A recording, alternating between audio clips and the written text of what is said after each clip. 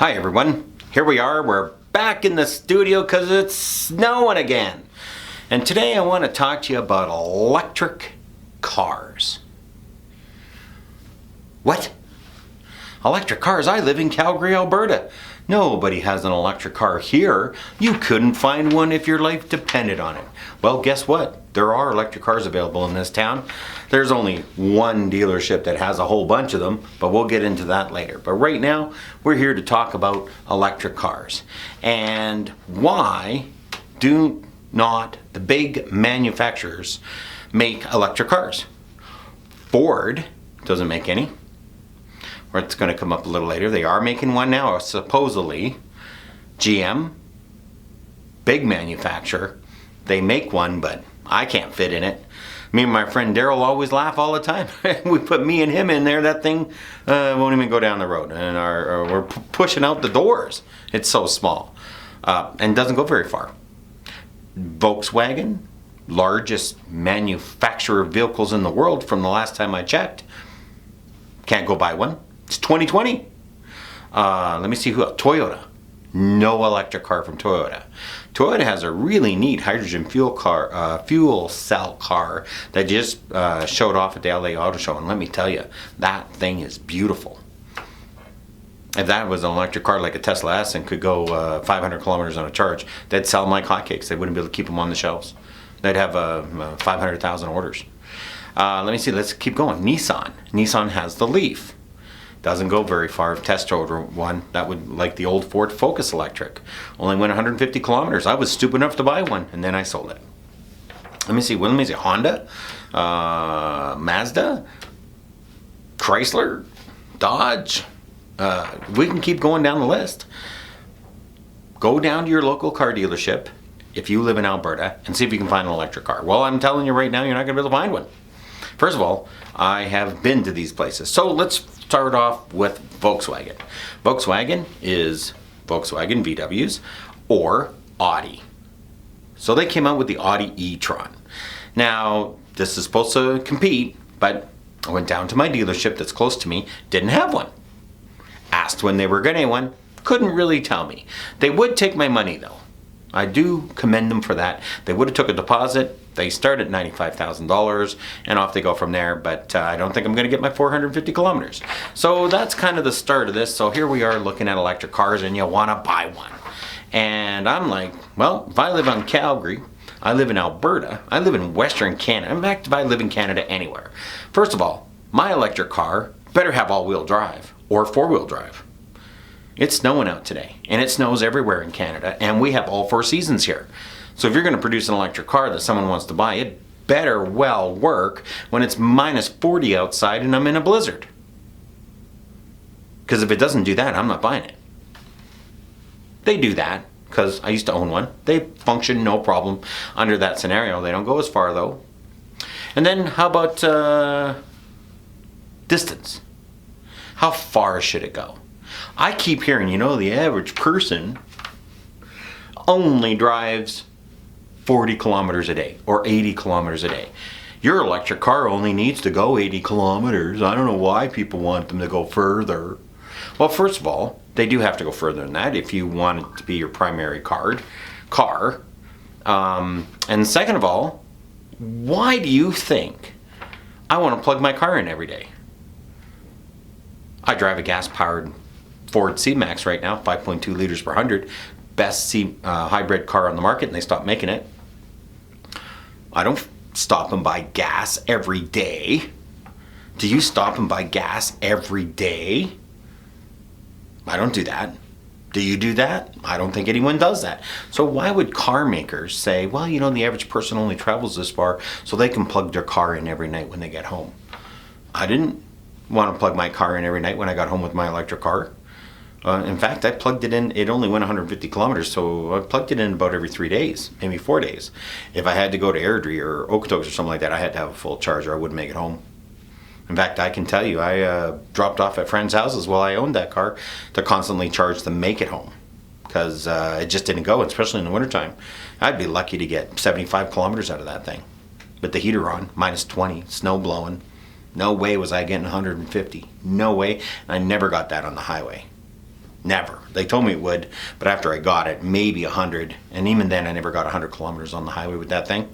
Ever. It never happened. That's why they don't make it anymore. Nobody wanted it. It just didn't fit what people do. You got to make the car to do what I'm going to do on Saturday, not what I'm doing on Monday going to work. So, 450 kilometers on a charge. Now, all electric cars, when they quote how far they go, they quote highway miles. 110 kilometers an hour in 0-degree temperature. That's how far you go. So far as I'm concerned, 480 kilometers is my marker. 450 to 480 kilometers. I personally think they shouldn't produce an electric car that doesn't go 500 kilometers under that scenario. There's one car manufacturer that does, but no one else does. But 450 to 480, I will accept. If I have to go to Red Deer, and I've been driving around all day long, I can just pop off the Red Deer, do what I need to do, drive around and pop back, and I don't have to charge.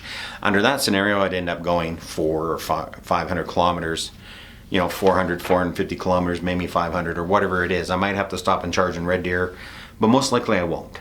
And I can make it back, and I don't have to have the range anxiety, because range anxiety is real.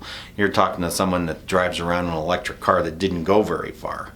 Trust me, you're gonna get it. Even if you got 200 kilometers to go, you'll start freaking out when it says 100. You're going up a hill and it goes down 100, and you're going down the hill on the other side and it goes back to 150. Trust me, this is going to freak you right out. You think your car is going to die, you're not going to be able to go anywhere. I did do that once just to test it out to see what would happen if I died on the side of the road. It was really quite interesting, and I got lucky. I pulled into a church parking lot, and my car died, and I just coasted right up to the parking spot, and guess what? There was a plug in there. And I kept the portable plugger in the trunk of my car so I could plug it in and get enough juice to make it home. I was about 4 kilometers from my house. So, it's 2020 and electric cars are coming out, and you're going down to your dealership to buy one. What is it going to cost you? Well, first of all, there's no affordable electric cars. Nobody makes an affordable electric car. The Nissan Leaf is the cheapest electric car you can get, and don't buy this car. It does not go far enough. If you live in Canada and you want to buy one of those, it's going to be a second car or a third car. You're going to go to and from work with it, and that's all you're going to do. You're not going to do anything else. It's snowing, blizzarding out today. You're not going to be taking that car. You're going to take your other car. So, sorry Nissan, nice try. 450 kilometers is your minimum, and they're still not doing it. So let's take a look at the list. So I did a quick little Google search because I was kind of wondering what was going on and how many electric cars are coming out. So we all know about Tesla. They just released their ugly, stupid looking, never gonna buy one. If you give me one for free, I'll sell it to a Tesla fanboy for as much as I can, because I ain't ever driving that truck. I have a truck. That is not a truck. You want to make it look a little bit better, and in fact the one they presented at the LA Auto Show, I doubt it would pass inspection. So they'll change it around a little bit and put it on the loan. But 40 grand, 450 kilometers, I'd buy that truck as long as I can herd dirt and stuff with it. But not that ugly thing. I ain't buying that. So what do we got here? We got the e-tron. So Audi's come up with the e-tron. They have the SUV one. It does not go 480 kilometers on a charge. It goes about 425. It starts at $95,000. Starts at $95,000. That's not an affordable car. Went down to my local dealership. They don't have one. Next one on the list was the BMW iX3. Not the i3, that ugly looking piece of nothing. If BMW gave me one, I would sell it. It's just ugly, and it doesn't go very far. And the extended range version of the i3 just has an engine in it. It's just a hybrid.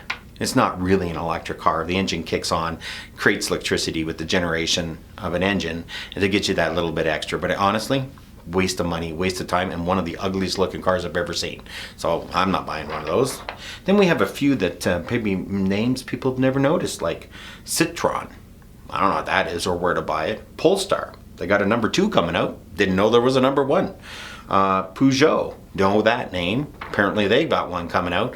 Don't know where to buy one. I think I got to go to the Alfa Romeo dealership, which is only a few blocks from my house, but I'm pretty sure they don't have one in stock, and it's probably $85,000. Vauxhall. What's Vauxhall? Never heard of that one. You can go online and look at it. Don't know where you're going to buy it, and have no idea how much it is. Byton. Byton's coming out. You know about Byton if you've seen the E for electric people. and all that. That's coming out, but those are going to be 65,000, 70,000 Canadian. Those aren't going to be buyable. Bollinger, again, SUV, big looking chunky SUV, custom made, probably starting at 150,000. Then we got the Chevy Bolt. Would you like to buy a Chevy Bolt? A Chevy Bolt does not go 450 kilometers on a charge.